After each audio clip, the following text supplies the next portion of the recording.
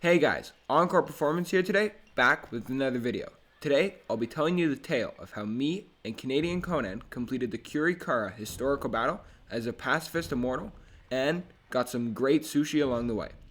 Throughout this mission, one of us is going to have to play as an Immortal and one of us as a Pacifist since it's a co-op campaign. I myself will be the Immortal, meaning I can't lose any units, and Canadian Conan will be the Pacifist, meaning he's unable to kill anyone as it goes against his beliefs. As this historical battle begins, me and Canadian Conan shall begin with a small force to the east, each with a couple of military units and a trade cart.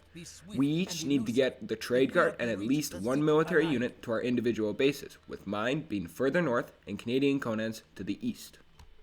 Up ahead though, there lies a large green force in our path. Since I'm unable to lose units, but Canadian Conan can, as long as he doesn't kill any, he's going to run a couple of cavaliers forward in order to bait Green's attention while we sneak by to the bridge to get towards our village. Also, he's able to hurt units so long as he doesn't actually kill them. So he'll run over to those heavy scorpions and tap them a bit just to reduce their HP, since later on I'll have to come over and kill this force with a couple of my own units to enable Canadian Conan and I to begin trading. As you can see on screen, we have a map to show what our scenario looks like and what our objectives will be. Over in the dark blue circles resides my base. In the yellow circle, our ally Canadian Conan's base. In the small red circles lay the 5 Tara warlords that we must kill, as well as the orange circles in which reside the 4 army camps that we have to destroy to complete our primary objectives before we are able to march on Kyoto itself. In the teal circle we have Kyoto itself, as well as another red circle to represent the warlord within the city that we must also kill once the second half of the scenario begins. If you look to the south of the map, there lies a yellow arrow that shows our preferred line of attack. We will take the little mountain valley that lies there as our own, then strike into Kyoto's soft underbelly. In order to better describe our assault on Kyoto, we have a more in-detailed map with the purple circles showing the 6 castles we'll have to destroy and where the final warlord himself resides. However, in order to do all this, we'll be needing a lot of resources, and since those aren't infinite with the exception of trade or relics, that's exactly what we'll have to do. Since no relics can be found on the map, Conan and I will build a wall to keep our trade carts safe and bringing in gold. You can see that said wall and the route our trade carts will take on this map in the blue and the yellow. As we arrive to our destination with all of our military units in our supply cart, we are granted the surrounding city and all of its units. We quickly rush to put all of these on stand ground and move them to a safe location, so they won't be running about getting themselves killed, which would go against our beliefs of course. After this, we will begin queuing up a small force of cavalry archers in order to clear the path for Canadian Conan and kill the units around his base, allowing him to safely wall himself off. We will then send all of our starting villagers to the west of our base, into a nearly closed-off area. In order to get here, we have to delete one piece of our wall, but it could be very easy to seal back up should the need arise. By doing this, we can go forward and place another secondary wall, securing us a large woodline as well as stone quarries that will be necessary for our first castles before we can begin to trade for infinite gold to buy stone. We can now grab our ready force of cavalry archers and move towards Conan's base. On our way there, we'll stop to neutralize a nearby green patrol, then engage the enemies in Conan's way. Since Conan's able to lose units, he'll send out a cavalry archer to help us by tanking most of the projectiles as we begin to mow down Green's army. Once this is done, Conan moves his supply cart as well as his military to his flag, earning him his city. He's very quick to delete his towers and turn all of his new army to no attack stats. He'll keep his new castle though, since its range is only within his city walls, as this will enable him to build trebuchets. After walling off a bit of stone and gold outside our city walls, we move to place our first defensive castle, and just in time, as while we complete it, the first of Orange's army begins to arrive. We then receive a gold cart from over the mountains, which grants both Conan and I each 500 gold, should we safely escort it to my market. This will happen frequently throughout the scenario, and is a nice way for us to get a bit of free resources. Now that that's been dealt with, we'll send our 8 cavalry archers that we used to help Conan at the very start of the game towards the closest orange army camp. In the center lays one of the Tyra warlords. He's guarded by a green patrol, but we'll time it so that when the patrol is away, we rush in and we strike. He's got a lot of HP, so we have to shoot him a few times while microing away, but it's an easy cleanup kill one, and now we only have 4 left. Now, with those same 8 cavalry archers, along with an added 12 and a bunch of upgrades, such as heavy cavalry archer, we can begin to move north towards the lighthouse.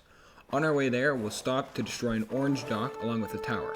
It's guarded by a couple of galleys, but they're no match for our superior force. Once we've destroyed the dock, we'll move up to take out another Tyro warlord. This is already going to be 2 out of 5, which is a good win for us. Not only does killing this Tyro warlord help us progress in our objectives, it also gives us the 3 fire towers around the lighthouse, which will help us defend our cove from these orange ships that are streaming from the bottom. After putting those cavalry archers in a nearby castle where they can heal, we'll take more of our villagers south of our base and build 2 more castles here. This is going to secure our stone, as well as helping to defend our city, and it'll help us move on this orange camp. After Canadian Conan used a few trebs to destroy most of the buildings in this orange village, we can send our cavalry archers down to clear up the mess. We'll kill a nearby scorpion, then the Tyro warlord. This is going to grant Canadian Conan the settlement since he's got the closer city to it. However, these towers are going to be a danger for him, so he'll quickly delete them all. Right after, we'll get swarmed by a whole bunch of enemy units, but with a bit of cavalry archer micro, and Canadian Conan using units he's converted as a shield against their former comrades, we're able to kill them all while Canadian Conan finishes off the remaining buildings in this orange base. 2 bases down and only 2 bases left. Right afterwards, we'll be able to take those same trebs along with our cavalry archers further north. Here, Canadian Conan's monk can heal me while I guard him while we attack a settlement. Then, we'll take those cavalry archers even further north, where we can add a new castle and wall in order to funnel the enemies through the center only, since we have the east and the west defended.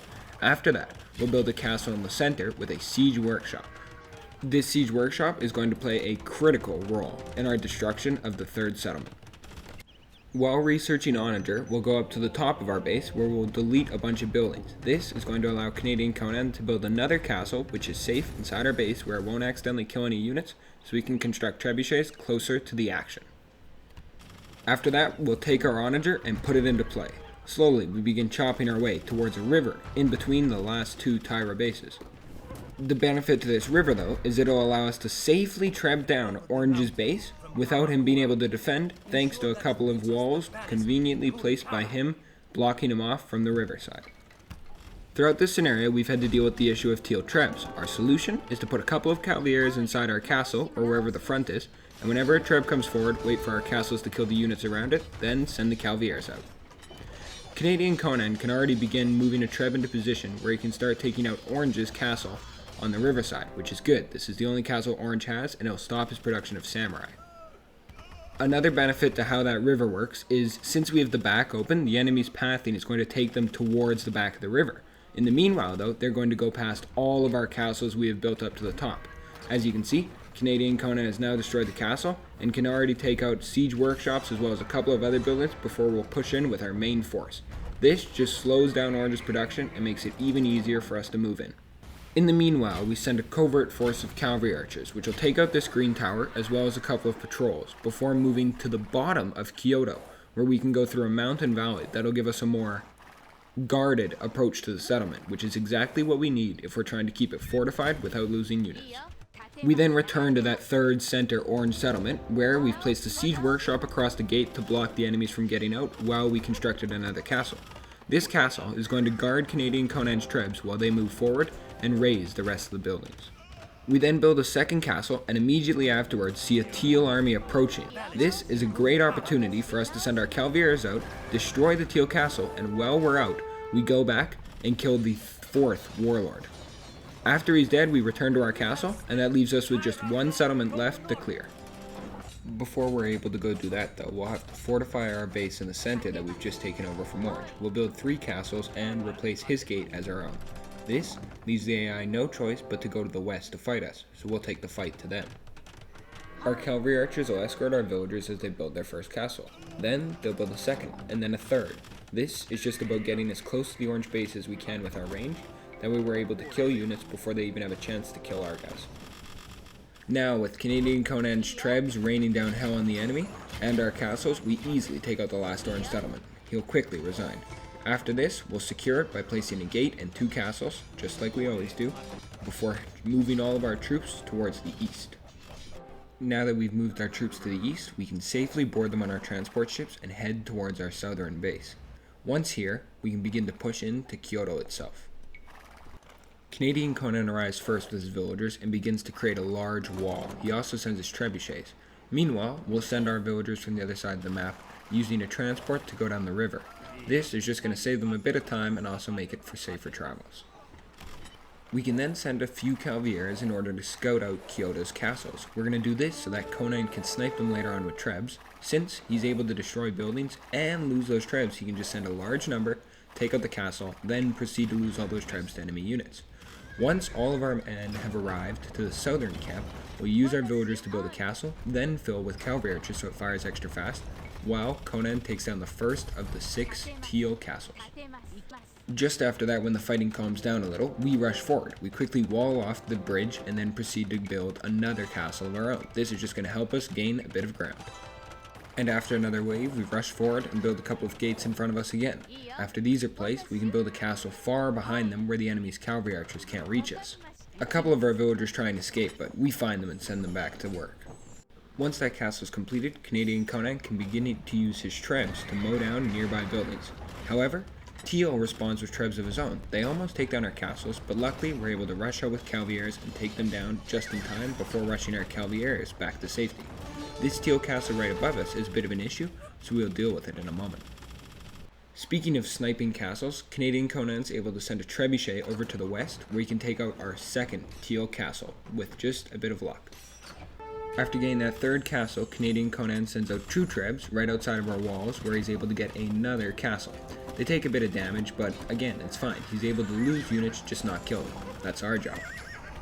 After that castle goes down, we can send out our Cavaliers to guard Canadian Conan's trebs while he pushes forward and destroys more production buildings of Teals. He'll get the towers, archery ranges, barracks, stables, and siege workshops. Those are our primary targets.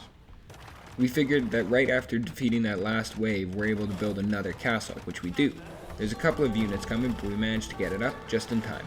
After that, we go for the final Taira warlord, Taira no Komori, and as cool as his name sounds, he's no match for our Cavaliers. We quickly cut him down and then retreat back to the safety of our castle. And as the fighting grows harder and harder, we continue to push forward through the streets of the city, slowly, just castle by castle. Eventually, we're able to kill most of the units, then send forward our Cavaliers to destroy the last stable. After this, Teal won't be able to produce any more units. However, the win condition is they must have less than 3 units, and since he's not resigned, that means he must have units residing somewhere yet on the map, so we'll have to find them. And find them we do. They're hiding right in the center of the map, close to our center base. However, Canadian Conan's able to lure them over with his monk towards our castle, then we make short work of them. Right after this, the last one man decides that he's had enough, so he calls it quits, and that's game for us. We'll wait just a moment for the statistics page to appear, and then once that happens, we can check anxiously to see whether we still have our Pacifist Immortal, and we do. I have 3,100 units killed without a unit lost, and Canadian Conan has 0 units killed. So that is the Kurikara campaign completed as a Pacifist Immortal by me and Canadian Conan. Thank you guys for watching. My Discord will be in the description if you guys want to check it out. Come talk. And yeah, guys, cheers.